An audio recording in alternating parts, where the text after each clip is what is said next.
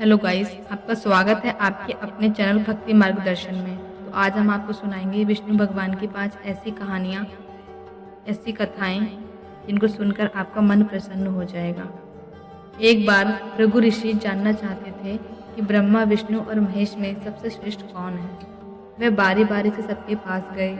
ब्रह्मा और महेश ने भृगु को पहचाना तक नहीं, ना ही आदर किया। इसके बाद भृगु विष्णु के पास गए। विष्णु भगवान विश्राम कर रहे थे और माता लक्ष्मी उनके पैर दबा रही थी। भृगु ने पहुंचते ही न कुछ सुना न कुछ कहा। भगवान विष्णु की छाती पर पैर से प्रहार किया। लक्ष्मी जी यह देखकर चकित रह गई, किंतु विष्णु भगवान ने भृगु का पैर पकड़कर विनती भाव से कहा, मुनिवर, आपके कोमल पैरों में चोट तो नहीं लगी? इसके लिए मुनिवर मुझे क्षमा करें। लेकिन लक्ष्मी जी को भगवान विष्णु की इस विनम्रता पर बड़ा क्रोध आया। वह भगवान विष्णु से नाराज होकर भूलोक में आ गईं तथा कोलापुर नामक एक गांव में रहने लगी। लक्ष्मी जी के चले जाने से विष्णु भगवान को लगा कि उनका श्री और वैभव दोनों ही नष्ट हो गया और उनका मन बड़ा अशांत रहने लगा। लक्ष्मी जी को ढूंढने के लिए वह श्रीनिवास के नाम से भूलोक आए। घूमते घूमते वेंकटचल पर्वत क्षेत्र में बकुला माई के आश्रम में पहुंचे। बकुला माई ने उनकी बड़ी आवभगत की, उन्हें आश्रम में ही रहने को कहा। एक दिन जंगल में एक मतवाला हाथी आ गया। आश्रमवासी डरकर इधर उधर भागने लगे। श्रीनिवास ने जब यह देखा तो अपना धनुष बाण लेकर हाथी का पीछा किया। हाथी डरकर भागा और घने जंगल में अदृश्य हो गया। श्रीनिवास उसका पीछा करते थक गए थे। वह एक सरोवर के किनारे वृक्ष की छाया में लेट गई और उन्हें हल्की सी झपकी आई। थोड़ी देर में शोर सुनकर वह जागे तो देखा कि चारों ओर युवतियां उन्हें घेरे खड़ी हैं। श्रीनिवास को जगा हुआ देखकर वह जल्दी से बोली, ये हमारी राजकुमारी पद्मावती का सुरक्षित उपवन है और यहाँ पुरुषों का आना मना है। तुम यहाँ कैसे और क्यों आए हो? श्रीनिवास कुछ जवाब दें इससे पहले ही उनकी नजर वृक्ष की ओट से झांकती राजकुमारी की ओर गई। श्रीनिवास पद्मावती को एक झट देखते रहे। थोड़ा शांत होकर कहा, देवियों, मुझे पता नहीं था, मैं शिकारी का पीछा करते करते यहाँ तक आ गया। थक जाने पर मुझे नींद आ गई, इसलिए क्षमा करें। श्रीनिवास आश्रम में लौट गए, किंतु उनका मन बड़ा उदास रहने लगा। एक दिन बकुला माई ने बड़े प्यार से उनकी उदासी का कारण पूछा तो श्रीनिवास ने पद्मावती से भेंट होने वाली सारी कहानी उन्हें सुना डाली। उसके बिना मैं नहीं रह सकता। बकुला माई बोली, ऐसा सपना मत देखो।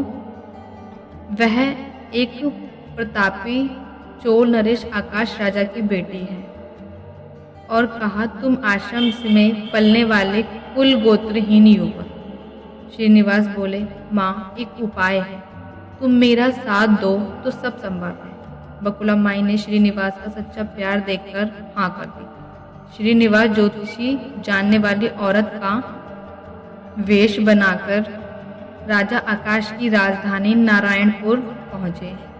उसकी चर्चा सुन पद्मावती ने उस औरत को महल बुलाकर अपना हाथ दिखाया। राजकुमारी ने हस्तरेखा देखकर वह बोली, राजकुमारी, कुछ दिन पहले तुम्हारी भेंट तुम्हारे सुरक्षित उद्यान में किसी युवक से हुई थी। तुम दोनों की दृष्टि मिली थी। उसी युवक से तुम्हारी शादी का योग बनता है। पद्मावती की माँ धारणा देवी ने पूछा, ये कैसे हो सकता है? ज्योतिषी औरत बोली, ऐसा ही योग है। ग्रह कहते हैं कोई औरत अपने बेटे के लिए आपकी बेटी मांगने स्वयं आएगी। 2 दिन बाद सचमुच ही बकुला माई एक तपस्विनी के भेष में राजमहल आई। उसने अपने युवा बेटे के लिए पद्मावती का हाथ मांगा। राजा आकाश ने बकुला माई को पहचान लिया। उन्होंने पूछा, वह युवक कौन है? बकुला माई बोली, उसका नाम श्रीनिवास है। वह चंद्रवंश में पैदा हुआ है, मेरे आश्रम में रह रहा है, मुझे माँ की तरह मानता है। आकाश राजा ने कुछ सोचकर उत्तर देने के लिए कहा। बकुला माई के चले जाने पर आकाश ने राजपुरोहित को बुलाकर सारी बात बताई। राजपुरोहित ने गणना की, फिर सहमति देते हुए कहा, महाराज, श्रीनिवास ने विष्णु जैसा देव गुण है, लक्ष्मी जैसी आपकी बेटी के लिए यह बड़ा सुयोग है। राजा आकाश ने तुरंत बकुला माई के यहाँ अपनी स्वीकृति के साथ विवाह की लग्न पत्रिका भेज दी। बकुला माई ने सुना तो वह चकित हो उठी। श्रीनिवास से बोली, बेटा, अब तक तो विवाह की ही चिंता थी, अब पैसे न होने की चिंता है। मैं वरा स्वामी के पास जाती हूँ, उनसे पूछती हूँ कि क्या किया जाए। बकुला माई श्रीनिवास को लेकर वरा स्वामी के पास गईं और श्रीनिवास के विवाह के लिए धन की समस्या बताई और वरा स्वामी ने 8 द्विगपाल इंद्र, कुबेर, ब्रह्मा, शंकर आदि देवताओं को अपने आश्रम में बुलाया और फिर श्रीनिवास को बुलाकर कहा, तुम स्वयं इन्हें अपनी समस्या बताओ। श्रीनिवास ने देवताओं से कहा, मैं चोल नरेश राजा आकाश की बेटी पद्मावती से विवाह करना चाहता हूँ। मेरी हैसियत राजा के अनुरूप नहीं है, मेरे पास धन नहीं है, मैं क्या करूँ। इंद्र ने कुबेर से कहा, कुबेर, इस काम के लिए तुम श्रीनिवास को ऋण दे दो। कुबेर ने कहा, ऋण तो मैं दे दूंगा, पर उसे वापस कब और कैसे करेंगे, इसका निर्णय होना चाहिए। श्रीनिवास बोले, आप उसकी चिंता मत कीजिए, कलयुग के अंत तक मैं आपका सारा ऋण चुका दूंगा। कुबेर ने स्वीकार कर लिया। सब देवता की साक्षी में श्रीनिवास के ऋण पत्र पर लिख दिया। उस धन से श्रीनिवास और पद्मावती का विवाह हुआ बड़ी धूमधाम से। तभी नारद ने कोल्हापुर जाकर लक्ष्मी को बताया, विष्णु ने श्रीनिवास के रूप में पद्मावती से विवाह कर लिया है, दोनों वेंकटचलम पर्वत पर रह रहे हैं। ये सुनकर लक्ष्मी जी को बड़ा दुख हुआ, वह बहुत विचलित हुई। वह सीधे वेंकटचालम पहुंची। विष्णु जी सेवा में लगी पद्मावती को देखकर उन्हें बहुत बुरा लगा। वह पद्मावती को भला बुरा बोलने लगी। श्रीनिवास विष्णु रूप में मेरे पति हैं, तुमने इनसे विवाह कैसे किया और क्यों किया। दोनों में वाक युद्ध होने लगा तो श्रीनिवास को बहुत दुख हुआ। वह पीछे हटे और पत्थर की मूर्ति के रूप में बदल गए। जब दोनों देवियों ने यह देखा, उन्हें बहुत दुख हुआ कि अब श्रीनिवास किसी के ना रहे। इतने में शीला विग्रह से आवाज आई, देवियों, मैं इस स्थान पर वेंकटेश्वर स्वामी के नाम से अपने भक्तों का अभिष्ट पूरा करता रहूंगा। उनसे प्राप्त चढ़ावे के धन द्वारा कुबेर के कर्ज का ब्याज चुकाता रहूंगा, इसलिए तुम दोनों मेरे लिए आपस में झगड़ा मत करो। यह वाणी सुनते ही लक्ष्मी जी और पद्मावती दोनों ने सिर झुका लिया। लक्ष्मी कोल्हापुर आकर लक्ष्मी के रूप में प्रतिष्ठित हो गई और पद्मावती तिरुनाचुर में शिला विग्रह हो गई। आज भी तिरुपति क्षेत्र में तिरुमला पहाड़ी पर भगवान वेंकटेश्वर स्वामी के दर्शन हेतु भक्तगणों से इसी भाव से शुल्क लिया जाता है कि उनकी पूजा पुष्प मिष्ठान आदि से ना होकर धन द्रव्य से होती है। इसी धन से भगवान विष्णु श्री कृष्ण वेंकटेश्वर स्वामी कुबेर का कर्ज चुका रहे हैं। विष्णु जी की दूसरी कथा। एक शहर में बहुत बड़ा साहूकार रहा करता था। साहूकार बहुत ही ईमानदार और दानवीर था। साहूकार जहाज़ों में अपने माल को दूसरे देश में बेचकर पैसा कमाता था और यही करके उस साहूकार ने बहुत सारा धन एकत्र कर लिया था और जितना उसने धन कमाया था उससे थोड़ा धन दान किया करता था। लेकिन साहूकार का विवाह जिस स्त्री से हुआ था वह साहूकार से बहुत विपरीत थी। साहूकार को दान देना बहुत पसंद था, लेकिन साहूकार की पत्नी बहुत ही कंजूस थी। वह 1 रुपया भी किसी को नहीं दिया करती थी। कुछ समय पश्चात जब साहूकार अपने व्यापार के सिलसिले में दूसरे देश गया, तब साहूकार के घर पर बृहस्पति देव साधु का रूप लेकर भिक्षा मांगने के लिए आए। साहूकार की पत्नी के पास गए। साहूकार की पत्नी से भिक्षा मांगने लगे। साहूकार की पत्नी ने बृहस्पति देव से कहा, हे ब्राह्मण, मैं दान दे देकर बहुत थक चुकी हूँ और मुझसे अब ये नहीं किया जाता। आप मुझे कोई ऐसा उपाय बताएं जिससे मेरा सारा धन बर्बाद हो जाए और मैं खुशी खुशी अपना जीवन व्यतीत कर सकूं। बृहस्पति देव साहूकार की पत्नी की बात सुनकर साहूकार की पत्नी से बोले, तुम तो बहुत ही विचित्र कन्या हो। तुम्हारे पास तो इतना सारा धन है, उसके बाद भी तुम इस धन से दुखी हो। अगर तुम्हारे पास कुछ ज़्यादा ही धन आ गया है तो तुम उनको नेक कामों में लगाओ। तुम कुंवारी कन्याओं का विवाह करवाओ, बच्चों के लिए विद्यालय खुलवाओ और बड़े बड़े बाग बगीचे खुलवाओ, जिससे तुम्हें ऐसा करने में स्वर्ग की प्राप्ति हो। लेकिन साहूकार की पत्नी तो निहायत ही कंजूस थी। उसने बृहस्पति देव की बात को अस्वीकार कर दिया और कहने लगी, मैं अपना धन किसी को नहीं दूंगी।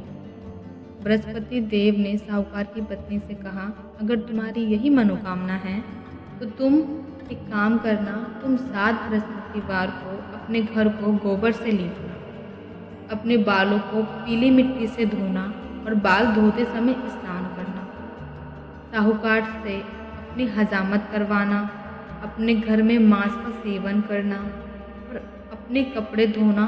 ऐसा करने से तुम्हारा धन समाप्त हो जाएगा और तुम अपना जीवन सुखी सुखी व्यतीत कर पाओगे।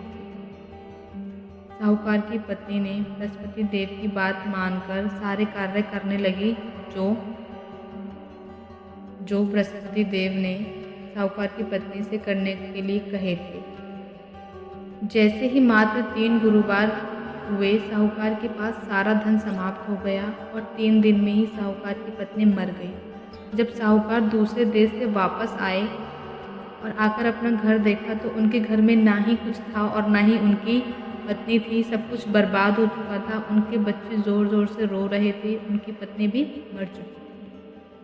तब साहूकार ने अपने बच्चों से कहा, तुम चिंता मत करो, अब हम लोग यहाँ नहीं रहेंगे, हम दूसरे देश में जाकर रहेंगे, वहीं अपना नया घर बसाएंगे।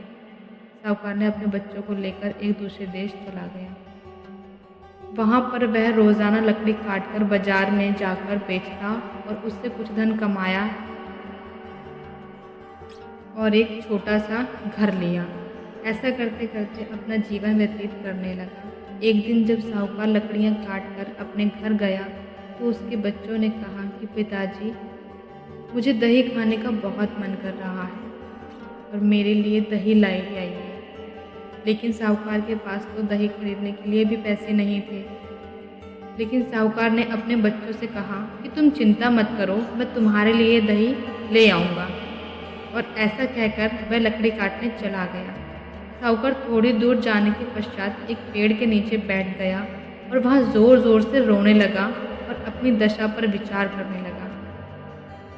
तभी वहाँ बृहस्पति देव एक साधु का वेश लेकर आए और साहूकार से कहने लगे, तुम क्यों रो रहे हो? तब साहूकार ने कहा कि ब्राह्मण देव, आपको तो सब पता है, और ब्राह्मण को अपनी सारी कहानी बता दी। जिसके बाद बृहस्पति देव ने साहूकार से कहा, तुम्हारी पत्नी ने किया है जो कुछ किया है। तुम्हारी पत्नी ने बृहस्पति देव का अपमान किया था, जिसके कारण तुम्हारा सारा धन नष्ट हो गया और तुमको ऐसे कष्ट भोगने पड़ रहे हैं। लेकिन तुम चिंता मत करो, मैं तुमको एक उपाय बता रहा हूँ, जिसको करने से तुम्हारे जीवन में फिर से सब कुछ सही हो जाएगा। तब साहूकार ने ब्राह्मण से कहा कि आप मुझे बताइए कि मुझे क्या करना है। ब्राह्मण ने बताया कि तुम गुरुवार के दिन बृहस्पति देव की पूजा पाठ कर अपनी मेहनत से बचाए हुए पैसों से गुड़ और चने लाकर और एक लोटे में जल भरकर उसमें शक्कर डालकर प्रसाद बना लो और उस प्रसाद को बृहस्पति देव का पाठ करने के बाद सभी में बांट दो और खुद भी उसे प्रसाद को ग्रहण कर लो। ऐसा करने से तुम्हारे सारे कष्ट दूर हो जाएंगे। लेकिन तब साहूकार ने ब्राह्मण से कहा कि ब्राह्मण देव, मेरे पास तो इतने रुपए भी नहीं हैं कि मैं अपने बच्चों को दही खिला सकूं, तो मैं यह पूजा की सामग्री कहाँ से लाऊंगा? तब ब्राह्मण देव ने कहा, तुम चिंता मत करो, तुम अपनी लकड़ियाँ काटकर शहर में जाकर बेचो, जिससे तुम्हें पहले से अच्छे दाम पर हमारी लकड़ियाँ बिचेंगी और तुम्हें अच्छे पैसे मिलेंगे। जिसके बाद साहूकार ने ब्राह्मण देव की बात मानकर लकड़ियाँ काटने के लिए निकल गया। लकड़ियाँ काटकर साहूकार बाजार में जाकर लकड़ियों चौगुने दामों पर बेच दिया। और दही लेकर अपने घर चला गया। फिर साहूकार ने गुरुवार के दिन गुड़ और चना खरीदकर बृहस्पति देव की पूजा की और उनकी कथा सुनी तथा प्रसाद को सभी में बांटा। लेकिन अगले ही गुरुवार को साहूकार बृहस्पति देव की पूजा पाठ करना भूल गया, जिससे बृहस्पति देव साहूकार से बहुत नाराज हो गए। एक दिन शहर में राजा ने अपने महल में एक बहुत बड़ी यज्ञ का आयोजन किया था और उनके लिए शहर के सभी लोगों को भोजन पर आमंत्रित किया था। सभी लोग राजा के यहाँ भोजन करने आए, लेकिन साहूकार और उनकी बेटी देर से पहुँचे तो राजा ने साहूकार और उसकी बेटी को अपने महल में अंदर ले जाकर भोजन ग्रहण करवाया। उसी समय अचानक से रानी का हार कहीं खो गया, तो रानी को पूरा शक साहूकार और उसकी बेटी पर हुआ, जिसके लिए रानी ने राजा से कहा कि यह साहूकार और उसकी बेटी ने मेरा हार चुराया है। राजा ने साहूकार और उसकी बेटी को जेल में बंद करवाया। साहूकार और उसकी बेटी जेल में बंद होकर बहुत रोने लगे और तभी साहूकार ने बृहस्पति देव का आह्वान किया। बृहस्पति देव साहूकार के आह्वान करते वहाँ प्रकट हो गए और उन्होंने साहूकार को बताया कि तुमने यह गलती की थी, जिसकी वजह से तुमको यह भोगना पड़ रहा है। बृहस्पति देव ने कहा कि तुम्हें जेल के बाहर दरवाजे पर 2 रुपये पड़े मिलेंगे, जिससे तुम किसी से भी गुड़ और मुनक्का मंगवाकर बृहस्पति देव की पूजा करना, जिससे सब कुछ ठीक हो जाएगा। ऐसा कहकर बृहस्पति देव वहाँ से अंतर्ध्यान हो गए और उनके कहे अनुसार साहूकार को दरवाजे पर 2 रुपये पड़े मिले, जिससे उसने जेल के बाहर जा रही महिला से कहा, तुम मेरे लिए गुड़ और मुनक्का ला सकती हो, मुझे बृहस्पति देव की पूजा करनी है। लेकिन उस महिला ने मना कर दिया और कहने लगी कि मैं अपनी बहू के लिए गहने लेने जा रही हूँ, मेरे पास अभी समय नहीं है। और ऐसा कहकर वह स्त्री वहाँ से चली गई। जिसके बाद एक दूसरी महिला वहाँ से जा रही थी। साहूकार ने उस महिला से भी कहा, तुम मेरे लिए गुड़ और चना ला सकती हो, मुझे बृहस्पति देव की पूजा करनी है। उस महिला ने साहूकार से कहा, मैं अपने पुत्र के लिए कफन लेने जा रही थी, लेकिन मैं तुम्हारा यह काम अवश्य करूँगी। जिसके बाद वह महिला साहूकार से पैसे लेकर साहूकार के लिए गुड़ और चना लेने चली गई। गुड़ चना लेकर जब वह महिला साहूकार के पास आई तो साहूकार ने बृहस्पति देव की पूजा करना शुरू कर दिया और कथा कहना शुरू कर दिया। उस महिला ने बृहस्पति देव की कथा सुनी और कथा समाप्त होने के बाद साहूकार ने सभी को प्रसाद दिया। प्रसाद लेकर महिला ने अपने मरे हुए बेटे के पास जाने लगी। वहाँ पर सभी लोग उसके बेटे को शमशान ले जाने के लिए तैयार थे। तभी उस महिला ने साहूकार के दिए हुए प्रसाद को अपने बेटे के मुंह में डाल दिया, जिसके बाद उस महिला का मरा हुआ बेटा पुनः जीवित हो गया। और पहली महिला जिसने बृहस्पति देव का अपमान किया था और उसने पूजा के लिए सामग्री लाने से मना कर दिया था, उसका बेटा जब घोड़ी पर चढ़ा तो घोड़ी ने उछाल मारी और उसी समय उसका बेटा घोड़े से गिरा ज़मीन पर और ज़मीन पर गिरते ही वह मर गया। वह औरत ज़ोर ज़ोर से रोने लगी और उसको अपनी गलती का आभास हो गया। उसने तुरंत जेल में वापस जाकर साहूकार के साथ बृहस्पति देव की पूजा की और साहूकार ने पूजा के बाद उस महिला को प्रसाद दिया। उसने प्रसाद को अपने बेटे के मुंह में डाल दिया तो प्रसाद को खाकर उसका बेटा तुरंत जीवित हो गया। एक दिन बृहस्पति देव राजा के सपने में आए और कहने लगे, तुमने जिन साहूकार और उसकी पुत्री को जेल में बंद किया है वह निर्दोष है, उनको तुरंत छोड़ दो। जिसके बाद राजा ने साहूकार और उसकी पुत्री को जेल से रिहा कर दिया और बृहस्पति देव की पूजा करने से साहूकार की सारी कठिनाइयाँ दूर हो गई। वह दोबारा से अमीर हो गया और खुशी खुशी अपना जीवन व्यतीत करने लगा। तो इसी प्रकार विष्णु भगवान की ये दूसरी कथा भी समाप्त होती है। तो इसी प्रकार विष्णु भगवान की ये दूसरी कथा भी समाप्त होती है। तो इसी प्रकार विष्णु भगवान की ये दूसरी कथा भी समाप्त होती है। निर्दोष हैं, उनको तुरंत छोड़ दो। जिसके बाद राजा ने साहूकार और उसकी पत्नी, आगे वाला गलत है। जिसके बाद राजा ने साहूकार और उसकी पुत्री को जेल से रिहा कर दिया और बृहस्पति देव की पूजा करने से साहूकार की सारी कठिनाइयां दूर हो गईं। वह दोबारा से अमीर हो गया और खुशी खुशी अपना जीवन व्यतीत करने लगा। तो इसी प्रकार विष्णु भगवान की ये दूसरी कथा भी समाप्त होती है। पुत्री को जेल से रिहा कर दिया और बृहस्पति देव की पूजा करने से साहूकार की सारी कठिनाइयां दूर हो गईं। वह दोबारा से अमीर हो गया और खुशी खुशी अपना जीवन व्यतीत करने लगा। तो इसी प्रकार विष्णु भगवान की ये दूसरी कथा भी समाप्त होती है। जिसके बाद राजा ने साहूकार और उसकी पुत्री को जेल से रिहा कर दिया और बृहस्पति देव की पूजा करने से साहूकार की सारी कठिनाइयां दूर हो गईं। वह दोबारा से अमीर हो गया और खुशी खुशी अपना जीवन व्यतीत करने लगा। तो इसी प्रकार विष्णु भगवान की ये दूसरी कथा भी समाप्त होती है। तो इसी प्रकार विष्णु भगवान की ये दूसरी कथा भी समाप्त होती है। खुशी खुशी अपना जीवन व्यतीत करने लगा।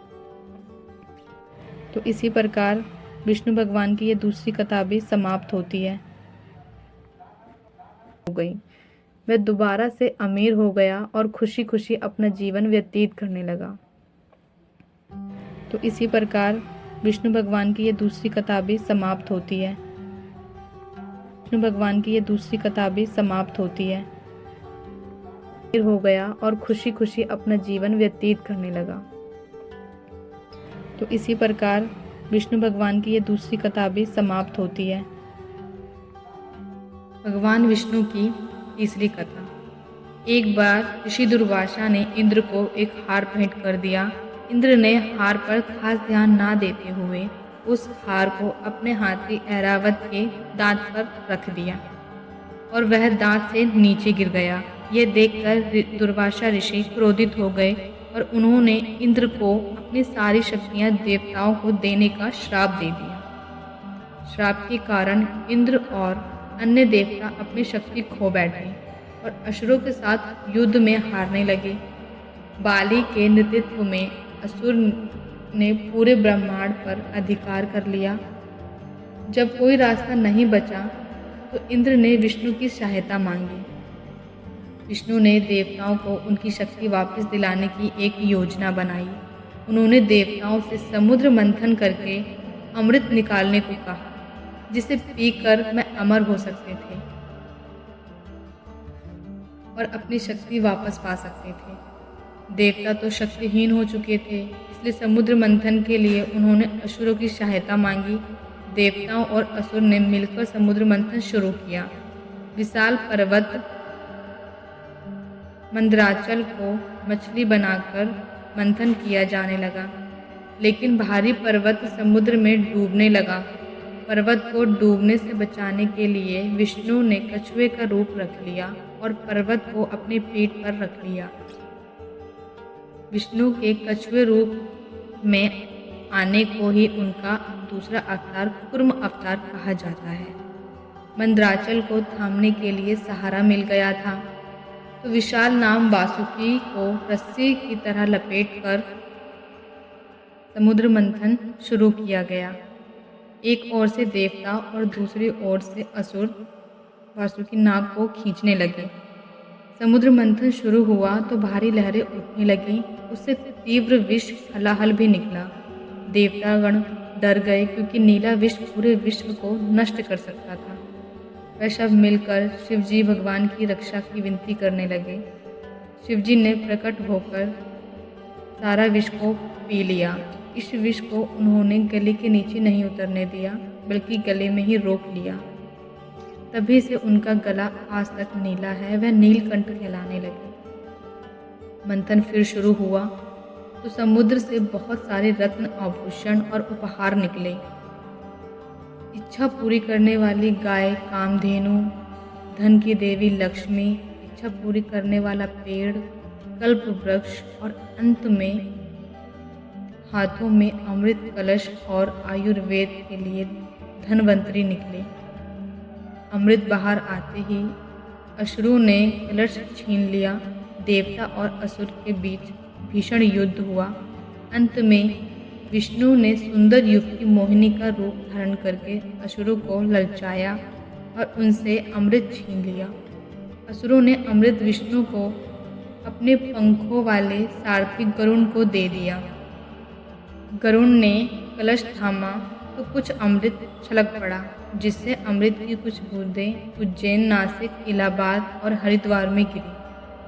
कहते हैं कि इन बूंदों से भूमि पवित्र हो गई और हर साल कुंभ के मेले में श्रद्धालु इन शहरों में आकर अपना पाप धोते हैं।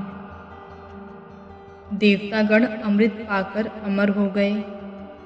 हालांकि कुछ अतुल भी अमृत की बूंदें चखने में सफल हो गए, इसलिए वह भी अमर हो गए।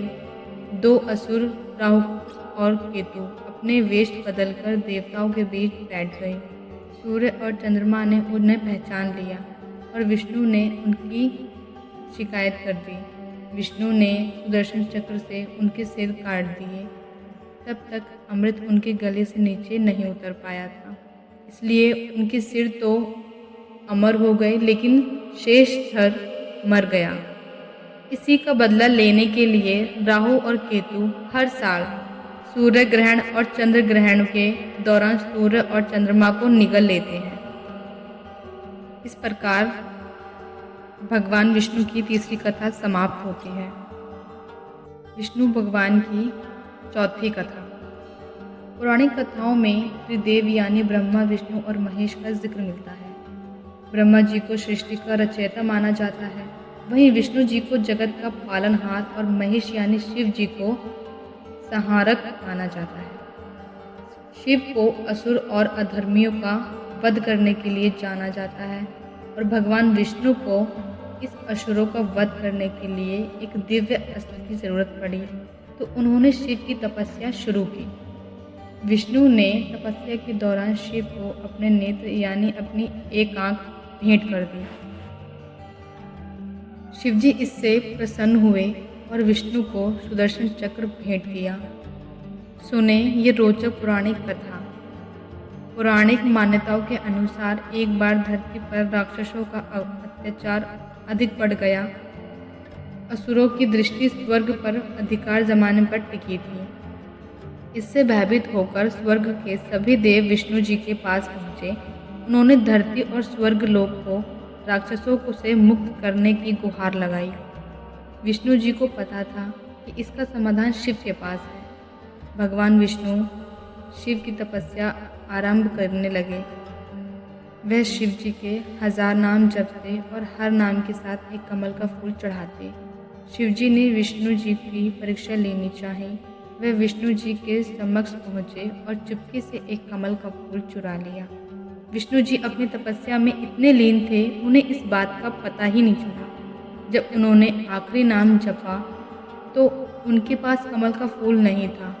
अगर वह फूल नहीं चढ़ाते तो उनकी पूरी तपस्या भंग हो जाती। विष्णु जी ने तुरंत अपनी एक आंख निकाली और शिव जी को अर्पित कर दी। शिव विष्णु की तपस्या से प्रसन्न हुए और उनसे वरदान मांगने को कहा। तब विष्णु ने राक्षसों के संहार के लिए एक अचूक अस्त्र मांगा। शिव जी ने उन्हें सुदर्शन चक्र दिया, जिसका वार कभी खाली नहीं जाता। इसके बाद विष्णु जी ने सुदर्शन चक्र से अत्यंत खूंखार राक्षसों को मार गिराया और धरती को अधर्मियों के प्रकोप से बचाया। तो इस प्रकार हमारी चौथी कथा भी समाप्त होती है। भगवान विष्णु की पांचवी कथा। भस्मासुर एक महापापी असुर था। उसने भगवान शंकर की घोर तपस्या की थी, जिससे वो अपनी शक्ति बढ़ा सके। शिवजी ने भी प्रसन्न होकर भस्मासुर के मांगने पर उसे अमर होने का वरदान दिया। भगवान शंकर ने कहा कि वो कुछ और मांग ले। तब भस्मासुर ने वरदान मांगा कि वो जिसके भी सिर पर हाथ रखे वो भस्म हो जाए। ये सुनकर शंकर जी ने उसे यह वरदान दे दिया और कहा तथास्तु। जब शंकर जी ने भस्मासुर को यह वरदान दिया तब भस्मासुर ने इस वरदान की शक्ति को परखना चाहा। इसे परखने के लिए वो शंकर जी के पीछे भागा। वो उनके सिर पर हाथ रखना चाहता था। ये देख शिव जी भी वहां से भागने लगे। वह जाकर विष्णु जी की शरण में छिप गए। उन्हें बचाने के लिए भगवान विष्णु एक सुंदर स्त्री के रूप में भस्मासुर के समक्ष आए। इस स्त्री ने भस्मासुर को आकर्षित किया। उस स्त्री को देख वह सब भूल गया और मोहिनी स्त्री रूपी विष्णु ने भस्मासुर को खुद के साथ नृत्य करने के लिए प्रेरित किया। यह सुन भस्मासुर भी मान गया। भस्मासुर मोहिनी के साथ नृत्य करने लगा। फिर सही मौका देख मोहिनी रूपी विष्णु जी ने अपना हाथ अपने सिर पर रखा। यह देखकर भस्मासुर ने भी अपना हाथ सिर पर रख दिया। वह सब भूल गया था कि उसे शिव जी ने एक वरदान दिया है कि वह अगर किसी भी पुरुष या स्त्री के सिर पर हाथ रखेगा तो वह वहीं भस्म हो जाएगा। वह इस बात से एकदम अनजान हो गया था और भस्मासुर ने अपना हाथ अपने सिर पर रखा और वह वहीं भस्म हो गया। तो यह थी भगवान विष्णु की 5वीं कथा।